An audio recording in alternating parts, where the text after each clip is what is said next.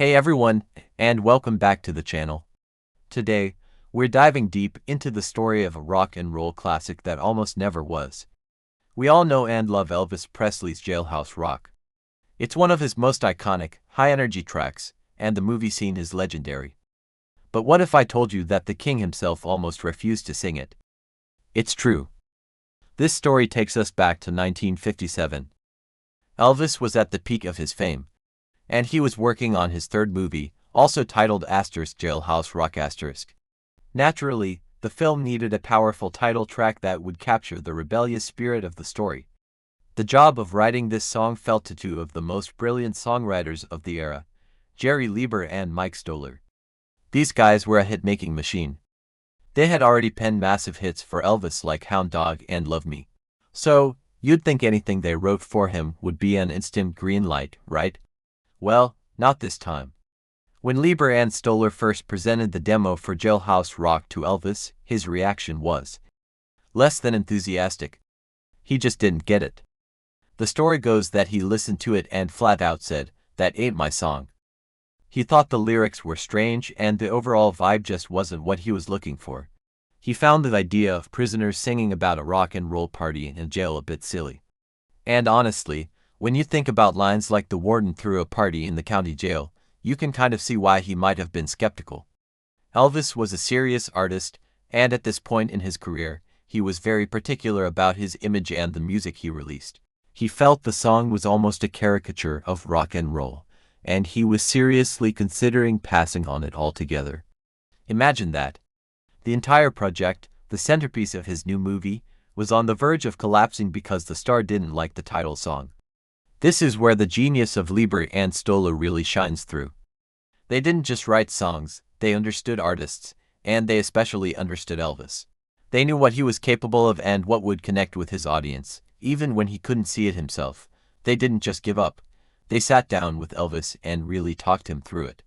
They explained their vision for the song not as a silly novelty tune, but as a powerful, driving rock anthem.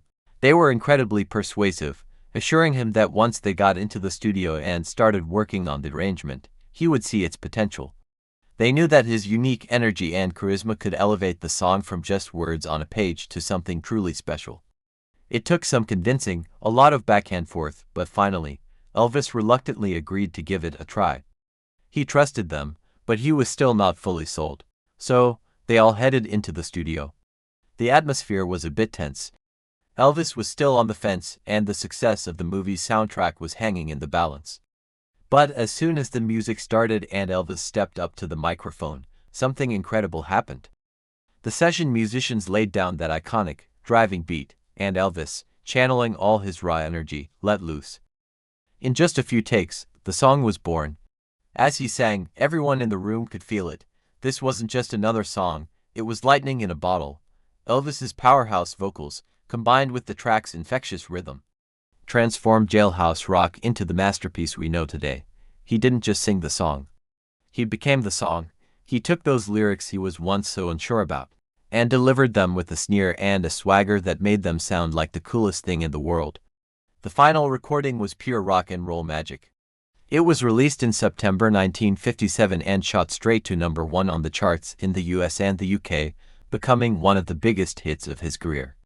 But the song's legacy goes far beyond the charts. It's all about that movie scene. The Jailhouse Rock production number is arguably one of the most famous musical sequences in film history, choreographed by Elvis himself. The scene features him dancing with a group of inmates in a stylized prison cell block. It's dynamic, it's rebellious, and it's pure, unfiltered Elvis. That dance, with its sharp moves, knee slides, and undeniable cool, became an iconic moment that defined a generation of rock and roll attitude.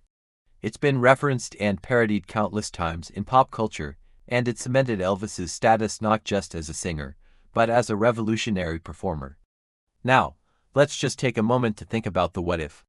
What if Leiber and Stoller had just shrugged and said, "Okay, Elvis, if you don't like it, we'll write something else"? What if Elvis had stuck to his guns and refused to record the track? We would have missed out on one of the cornerstones of rock music.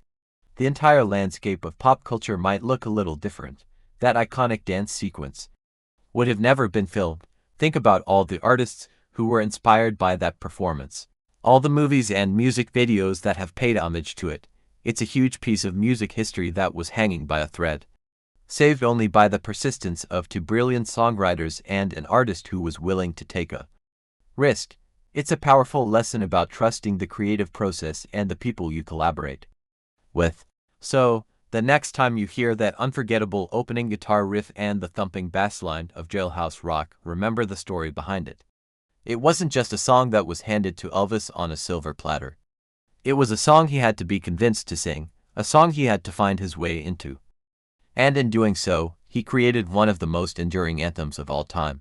It just goes to show that sometimes, the biggest hits come from the biggest doubts. It is a testament to the fact that even a superstar like the king of rock and roll needed a little push now and then to create something truly legendary. What do you think? Can you imagine a world without Jailhouse Rock? What's your favorite Elvis song that has a cool backstory? Let me know down in the comments. I'd love to hear your thoughts. And that's the story for today. I hope you enjoyed this little trip back in time.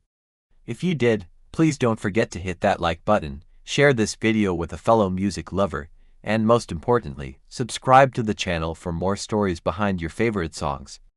Ring that notification bell so you never miss an update. Thanks so much for watching, and I'll see you in the next one.